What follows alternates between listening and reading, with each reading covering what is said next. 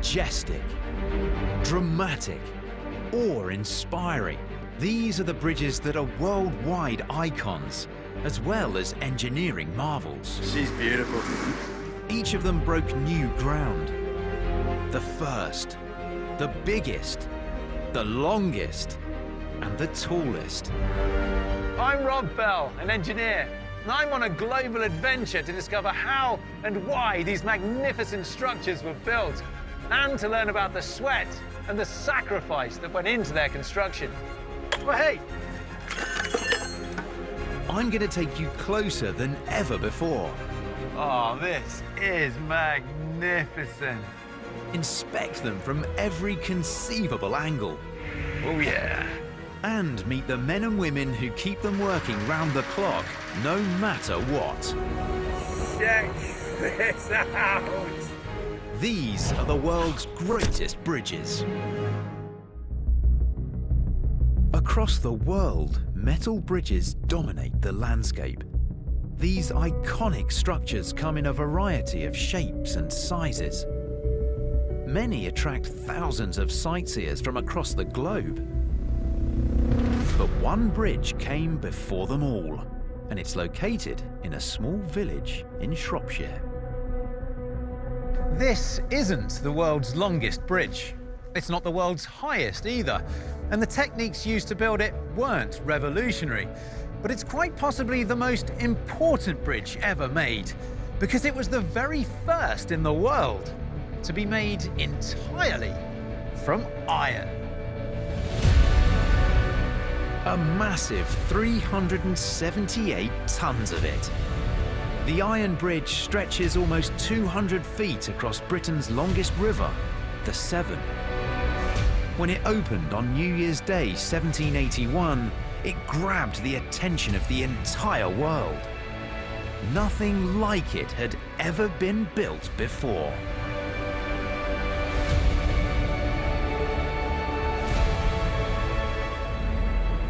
Hundreds of people made the crossing on that very first day. And these are the charges for crossing from one side to the other. A horse and cart would cost you threepence. An ox or a cow, you'd have to pay a penny. Even those travelling on foot still had to pay a halfpenny to get across. The Iron Bridge changed bridge building and engineering forever. It was immediately regarded as a wonder of the world, and it confirmed this spot as the cradle of the Industrial Revolution. It may be a sleepy rural valley today, but back in the 18th and 19th centuries, Coalbrookdale was a bustling industrial heartland, alive with factories and furnaces.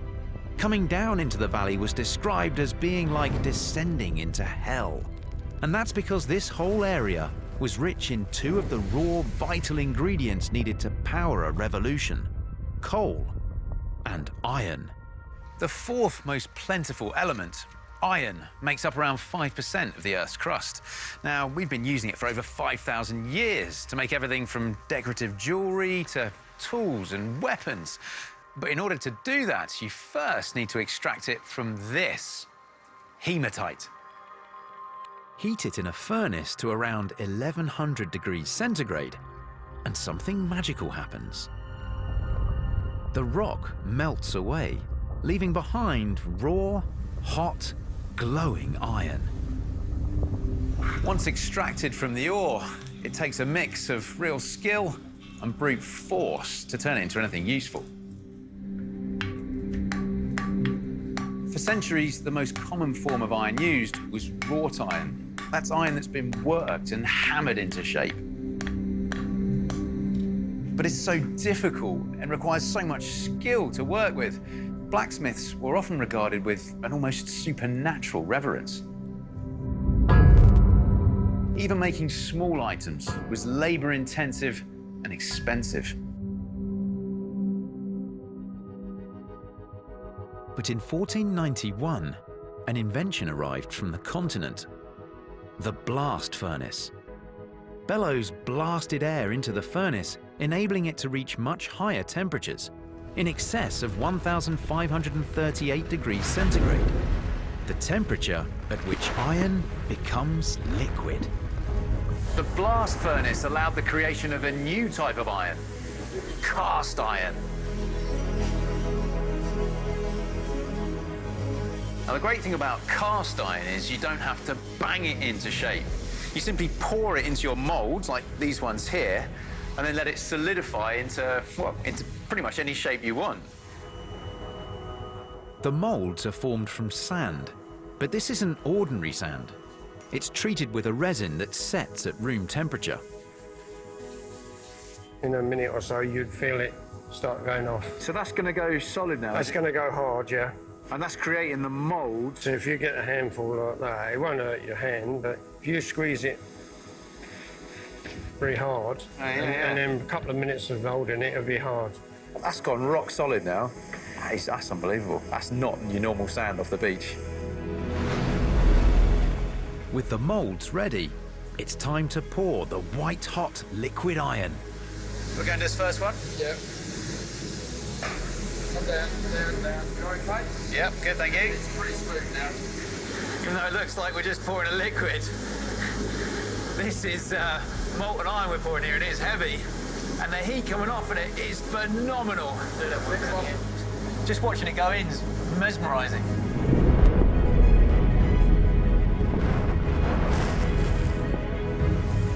Oh, look at that. What starts off as something liquid and almost fragile, in just a few minutes, it's going to turn into something that's solid and strong and really quite beautiful and intricate. Come on, out you come. Let's flip that over. Oh, if I can. Oh, look at that. Look at what we've produced here.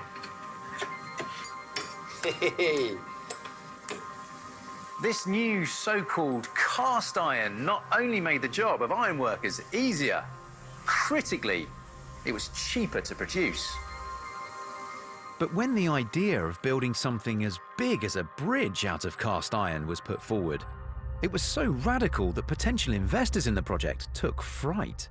The world's first metal bridge very nearly didn't happen.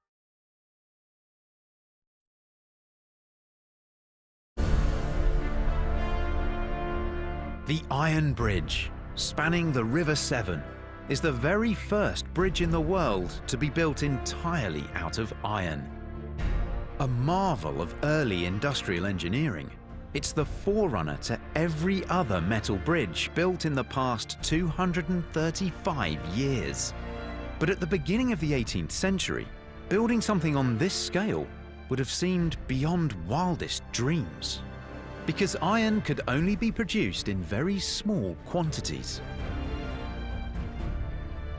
But in 1709, an ironworks opened in Coalbrookdale. The owner was Abraham Darby I, and he would revolutionise iron production.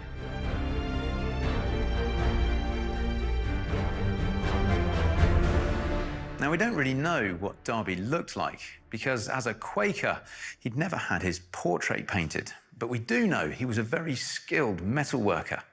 He started off making cooking pots out of brass, which were very cheap to produce.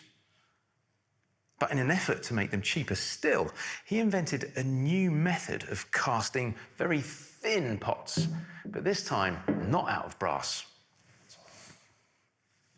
out of iron. Up till then, iron had been cast in furnaces that used charcoal. Darby began the search for a different, lower-cost fuel. The new fuel Darby came up with was this stuff here. It's called coke, made from baked coal. And not only was it cheaper than charcoal here, it had another major advantage, which I'll show you just now.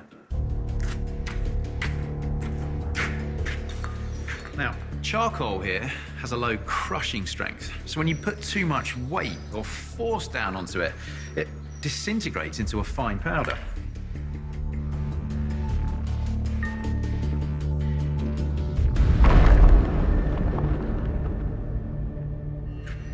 That fine powder there just breaks up. Now, in the furnaces, this powder gradually builds up and it blocks the airways, which reduces the temperature. That's not what you want. But with coke, you don't get that problem. Watch this.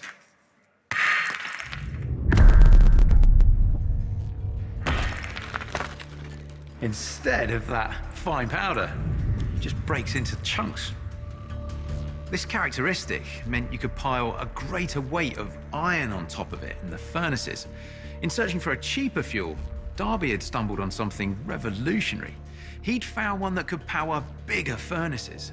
Bigger furnaces could smelt more iron, and that iron could be poured into bigger molds. This was a catalyst for the Industrial Revolution.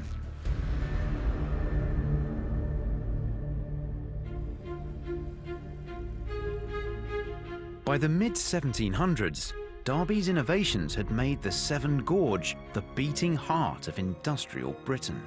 Thanks to the Severn, its forges and factories had easy access to important trading towns like Bristol and Shrewsbury. But the river also presented those industries with a problem. You can see it here in this painting by William Williams in 1776. Two thriving industrial communities, Coalbrookdale and Broseley, bisected by the river. The only means of transporting materials from one community to the other was either by barge or a long road journey of several miles via the medieval bridge upriver at Buildwas. The gorge needed a new bridge. In 1776, the Shrewsbury architect Thomas Farnells Pritchard successfully petitioned Parliament to build one. Now, Pritchard was an ambitious man and keen to build his reputation.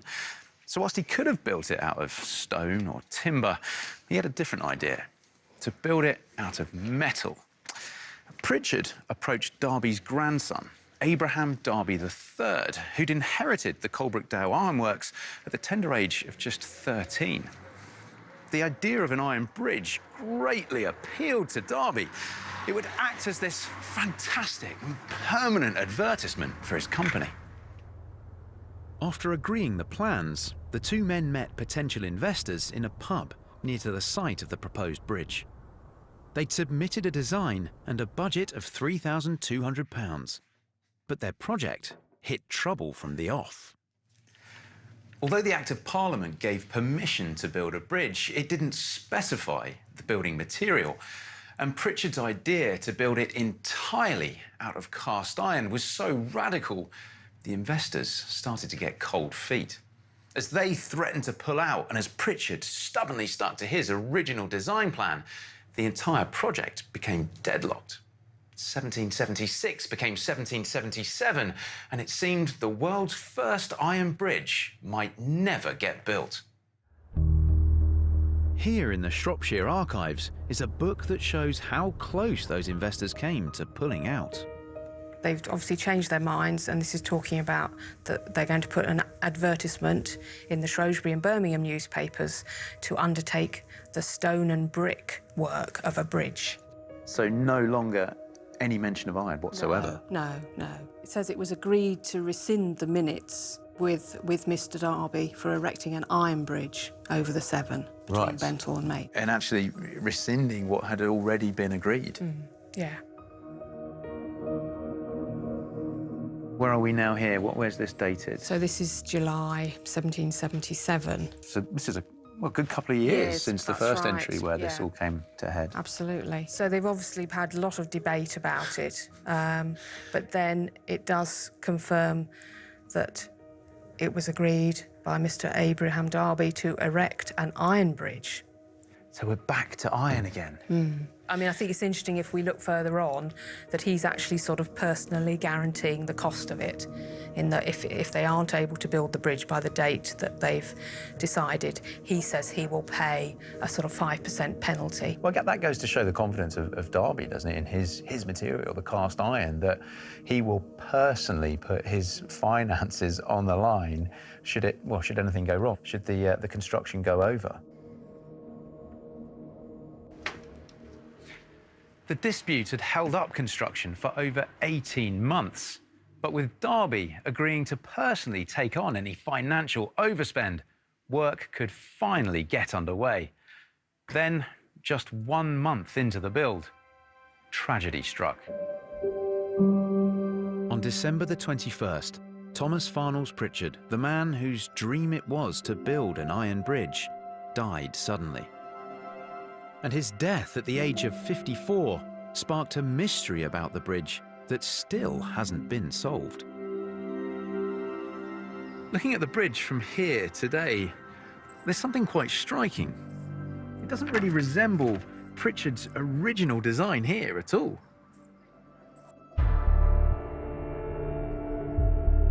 The changes are clear to see, but whether Pritchard made these before his death, or whether Abraham Darby made them during the actual building stage, we don't know. And that's because so few records of the bridge's construction still exist. In fact, the only surviving record is this watercolour, discovered in 1997. Painted by the landscape artist Elias Martin in 1779, it shows how the iron ribs of the arch were supported by a timber frame. To discover some of the other clues concerning the construction, we need to examine probably one of the most obvious pieces of evidence that we've still got, the bridge itself. And with a little bit of help, I can do exactly that.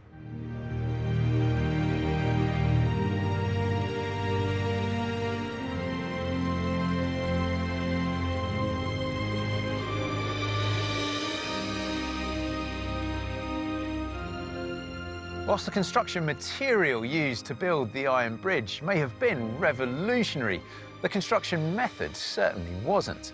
Workers used the same tried and tested technique with cast iron as they had done for years before with much more traditional materials like wood. And you can see on the bridge here now some evidence of that. We've got a dovetail joint right here with a wedge shape that fits in, and all of these have been pegged, look. And then here, on this joint just here, you've got two flat surfaces coming together at 90 degrees. That's a mortise and tenon joint there. I mean, even if you've done the smallest amount of carpentry, these kind of joints will be very familiar. And these days, it'd be very rare to see these kind of joins in metalwork. But back then, this is what they knew, this is what they had confidence in, to build a bridge that would be strong and give people confidence that it would stay up. It's brilliant to see it this close.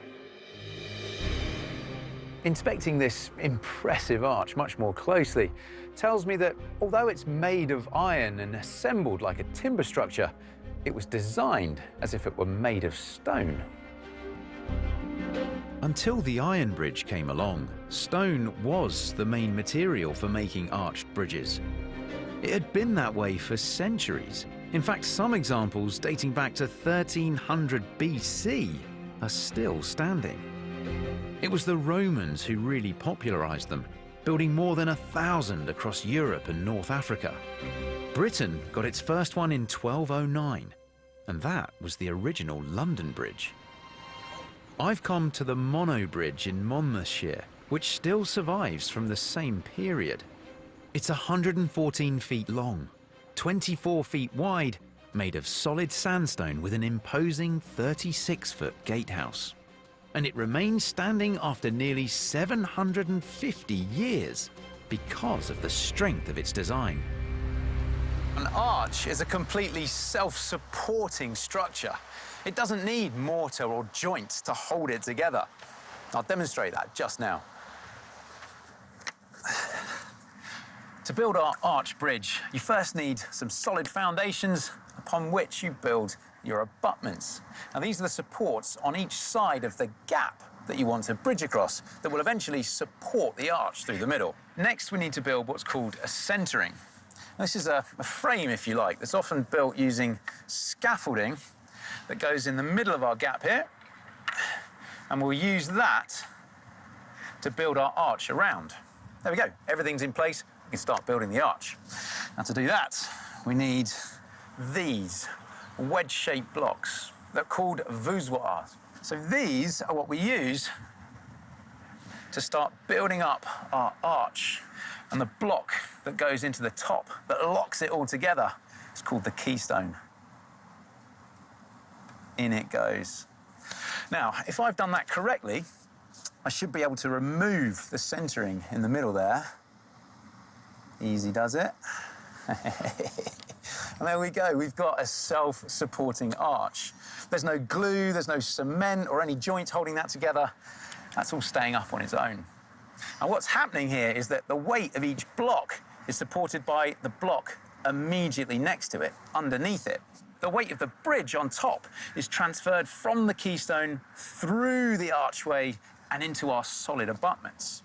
But that arch is only as strong as the abutments on the side. So what we're going to do, we're going to build up our abutments around the arch. So when I push down on top of my bridge now, on top of the arch, with some force, I am pushing down quite hard on that. From that weight that I'm pushing down through the arch into the abutments, there's a force acting the other way from the abutments back up through the arch. So each one of these blocks has two forces acting on it, one from the weight of the bridge, the other from the abutments back up, which means that these blocks, these voussoirs, are being compressed, they're being squashed. Luckily for us, stone as a material is really good at resisting those compression forces. It's good at not being squashed. If I were to remove some of that strength, if I push down on that now, the whole thing comes crashing down. As strong and stable as stone arch bridges are, they do have drawbacks. Stone is heavy and cumbersome, which meant constructing wide-span masonry arches was, in practice, extremely difficult. But the iron bridge changed all that. You can see from here how the iron bridge was designed just like a stone arch bridge. It has abutments that support the arch. The three sets of ribs carry forces through the arch, much like voussoirs. The decorative chain sections even mimic the shape of them. And the slightly inclined deck rests on the joints between the two halves of the arch, creating downward force, much like a keystone. Like stone, cast iron is incredibly strong when compressed, but has that one major advantage over stone: it's much lighter. That means you can build arches with bigger spans, and bigger spans allow for much bigger bridges. This is why this bridge was so revolutionary.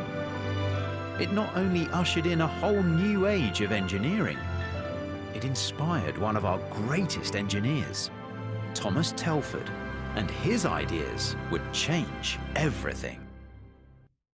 We're giving you the chance to head stateside to visit not one, but two of the world's greatest bridges which feature in the series. You and a friend will head to New York for a 3-night stay at Archer Hotel in Manhattan. Whilst there, take a Circle Line cruise sailing under the incredible engineering mammoth, the Brooklyn Bridge. Then jet to San Francisco for a further 2 nights on the doorstep of the Golden Gate Bridge, staying at Cavallo Point Lodge in Sausalito. A visit is the ultimate way to appreciate these architectural giants. So to enter, text BRIDGE to 65515 or call 0904 16 15 577.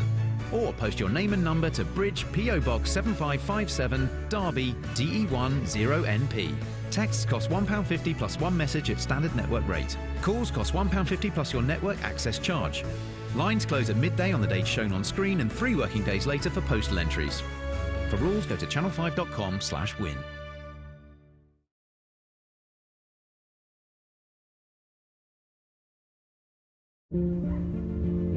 The Iron Bridge in Shropshire is the oldest metal bridge in the world.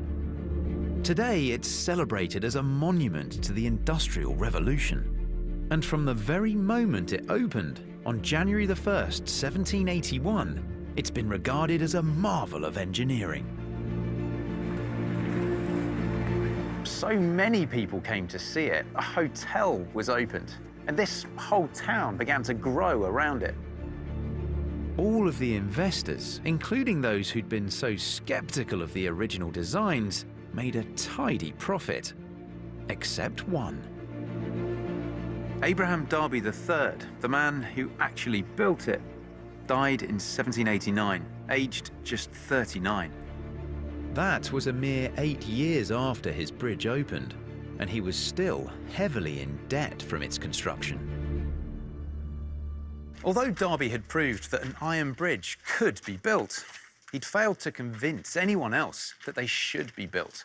For over a decade, his bridge here remained one of a kind. But on the 12th of February, 1795, all of that changed. A devastating storm tore through the Severn Gorge. Such was the ferocity of the flooding, all of the bridges along the river were either destroyed or severely damaged. Except this one.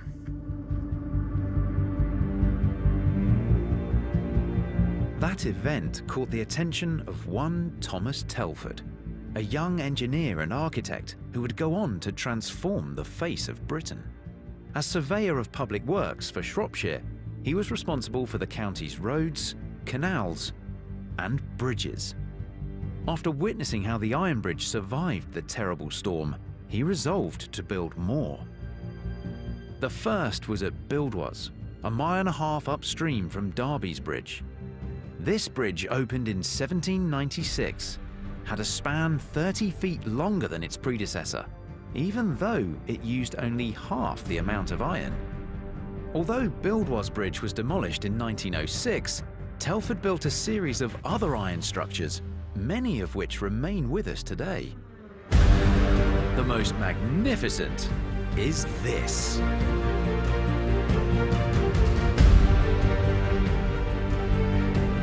The Pontcysilta Aqueduct. This breathtaking waterway suspended in the sky. Built in 1805, this remains the highest navigable aqueduct in the world. Part of the Ellesmere Canal, it took 10 years to construct and cost £47,000. That's around £3.5 million in today's money.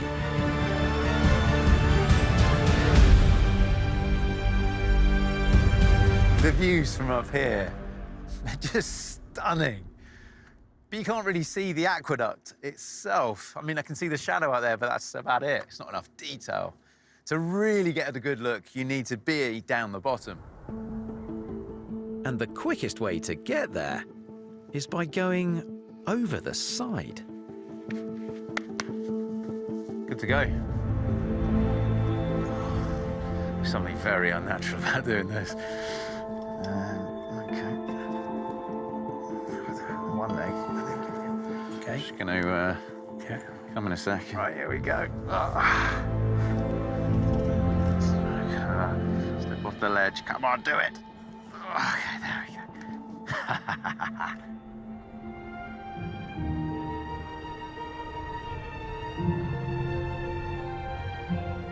Woohoo!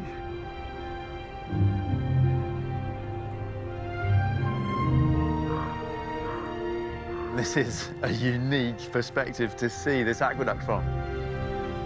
From here, you can see the 4 iron ribs underneath the trough here. And that's the same on all of the 19 arches along this aqueduct. That's very, very similar to the Iron Bridge. It's these cast iron ribs that give this aqueduct and which gives the Iron Bridge its strength and stability.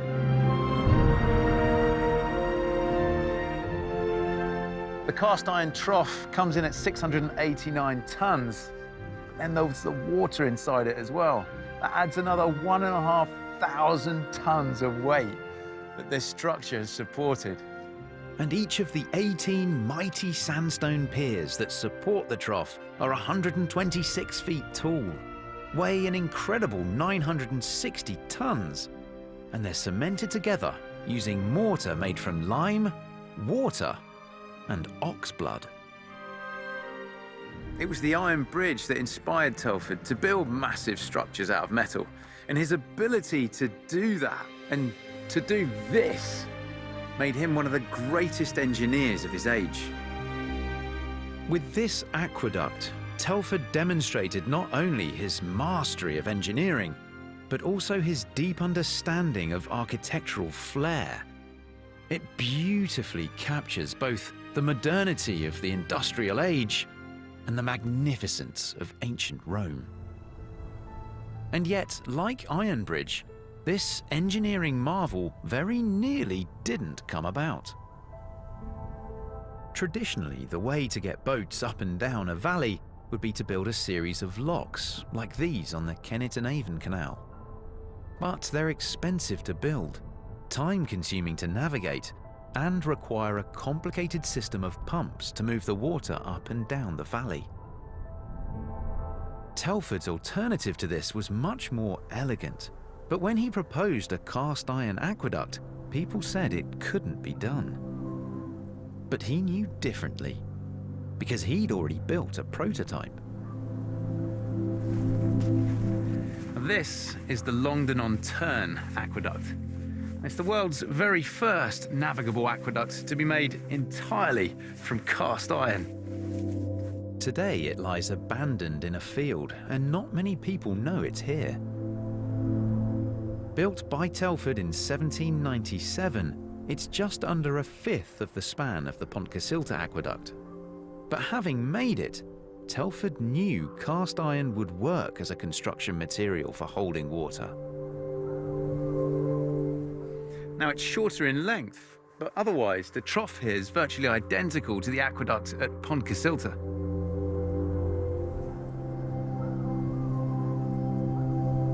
And as it's empty, I can get inside it to see exactly how it was built.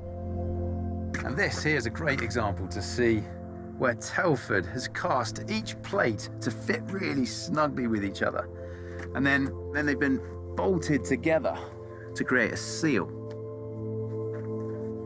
Those seals then were waterproofed using caulking made from wool dipped in boiling sugar and lead. Telford even came up with an ingenious way to inspect the cast iron trough. It has a plug. Just like a bath, it can be easily drained, and every few years the Pont Cysilta aqueduct is emptied for essential maintenance, the last time being in 2009. Like Pritchard and Derby with their Iron Bridge, Telford proved his doubters wrong. And just like the Iron Bridge, the Pont Cysilta aqueduct here immediately became a huge tourist attraction. In 1805, when it opened, 8,000 people gathered to watch the very first boats go across this engineering masterpiece.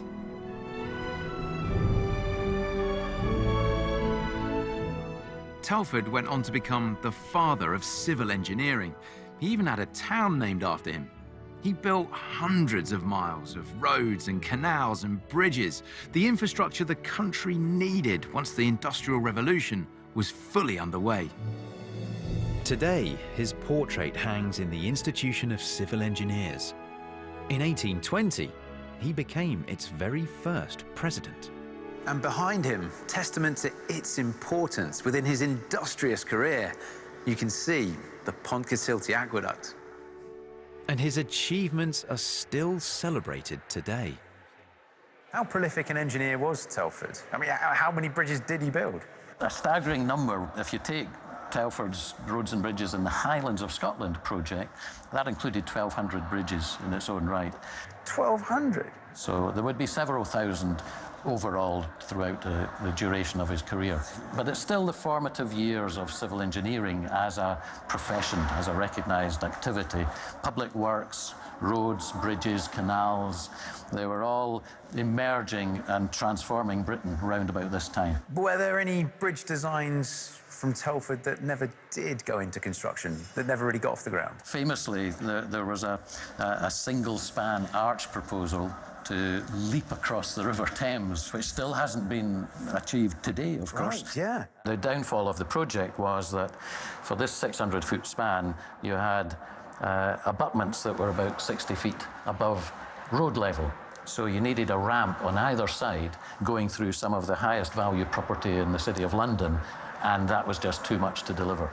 Well, we talk about cast iron there again in relation to this bridge, but How important was cast iron to the development of civil engineering? Coalbrookdale was the first demonstration that here's something really new and with probably no conception at that time just where it would take them. And iron as well was adopted very quickly for warehousing and buildings, steam engines, rapid construction, the Crystal Palace. So once again, we're coming back to the significance of the Iron Bridge, not just in the development of bridges, but the application of cast iron on a much wider scale. Very much so. And we haven't even mentioned ships. The Iron Bridge came at the dawn of civil engineering, a period of bridge building the likes of which had never been seen before. Throughout the 19th century, hundreds of cast iron bridges were built. But unlike the original, very few of them have stood the test of time. And that's because this revolutionary new building material had a fault that would reveal itself with tragedy. Remember, there's still the chance to win that trip to the States, giving you the opportunity to admire the Brooklyn Bridge in New York and the Golden Gate Bridge in San Francisco from the ground up. So to enter, text BRIDGE to 65515 or call 0904 16 15 577. Or post your name and phone number to Bridge, PO Box 7557, Derby DE10NP. For rules, go to channel5.com/win. Good luck!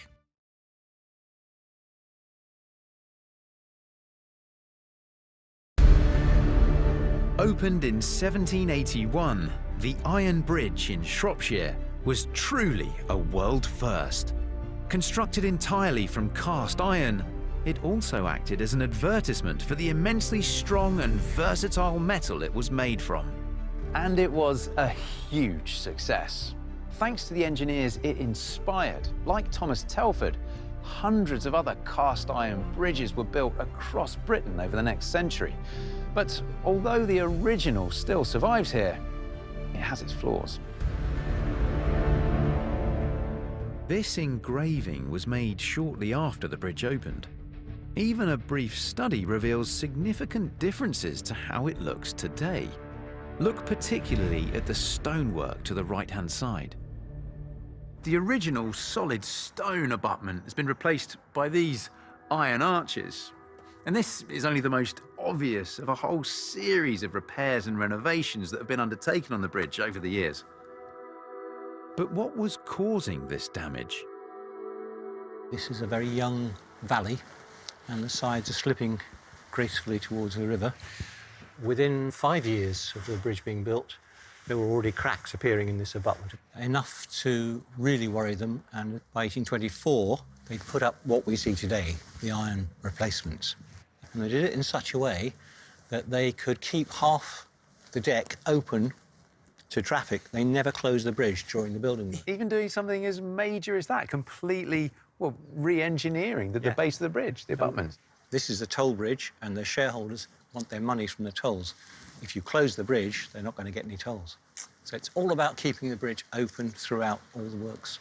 But that wasn't the end of the story, because the land kept moving, and already in 1845 they had to repair cracks by bolting plates on.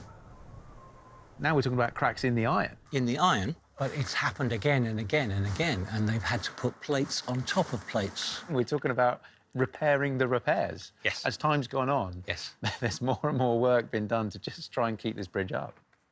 Now, come 1972, they realised that if they didn't do something seriously, quickly about it, the bridge would be crushed.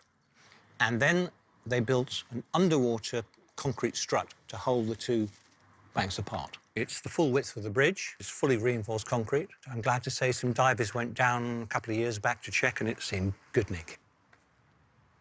So the Iron Bridge is almost 250 years old now. Bridges are normally built for a 100-year life. This is quite incredible. But the movement of the riverbanks was just one of the problems with the Iron Bridge. The very metal from which it was constructed had a fundamental weakness. From the moment the first crack appeared in the ironwork, there was debate about its significance. After all, this had been the only bridge to survive the flood of 1795 relatively unscathed. But an event in Scotland would put an end to that debate. A tragic event with devastating consequences. The Tay Railway Bridge in Dundee opened in 1878. Constructed mainly from cast iron, it was, at 10,709 feet, the longest bridge in the world at the time. It was considered such a marvel that Queen Victoria travelled up to Scotland specially just to cross it. Then, on Sunday the 28th of December 1879, only 19 months after the bridge had opened, disaster struck. That night, a violent storm raged across the Tay, and at 7:31 p.m, just as a passenger train was going across it, the bridge collapsed. At least 74 passengers died when the train plunged into the icy waters. The exact cause of the collapse may never be known, but there was one definite contributory factor: the cast iron pillars that supported the bridge. The disaster brought to light a fundamental flaw in cast iron. Unlike most metals, it will snap when twisted or bent. And that's because cast iron is only 95% pure iron. The other 5% is largely crystallized carbon, otherwise known as graphite. And it's the same stuff as you find here in the core of a pencil. As molten cast iron cools, flakes of graphite riddle the metal, creating points of weakness. As you probably know, you can press straight down on the tip of a pencil quite hard, and it will withstand a fair amount of force. But if I angle it slightly and press again, no surprises, the end snaps off. And it's the flakes of crystallized carbon in cast iron that cause it to fail so catastrophically. The disaster in Scotland led to cast iron being viewed in an entirely new light. The same metal that had helped the Iron Bridge survive an 18th century storm had contributed to a 19th century catastrophe. As a result, it was abandoned as a bridge construction material. But by the time the flaws in cast iron were understood, another metal had emerged to take its place. What do you get if you remove the graphite from cast iron? Steel. And steel has all the strength of cast iron, but crucially, it has none of the weaknesses. You can twist and bend it. This meant it took over from cast iron as the metal of choice in construction. It's since allowed us to build bridges in forms never previously dreamt possible.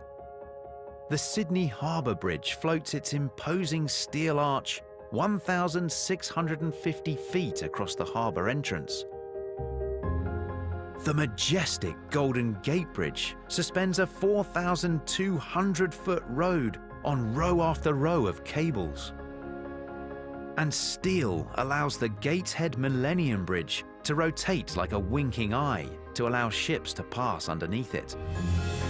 But none of these structures could have been possible if the Iron Bridge hadn't proved to the world that bridges could and should be made out of metal.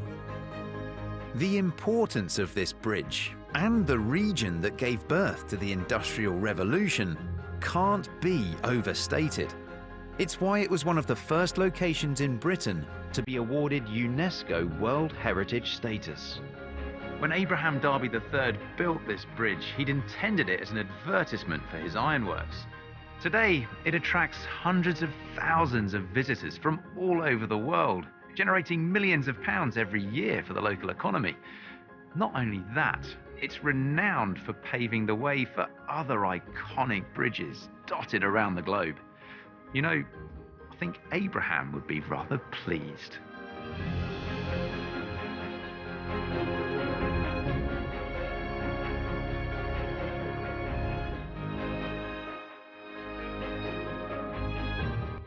Discover more of the world's greatest bridges new next Friday at 8. It was a revolution that eventually brought down the Republic.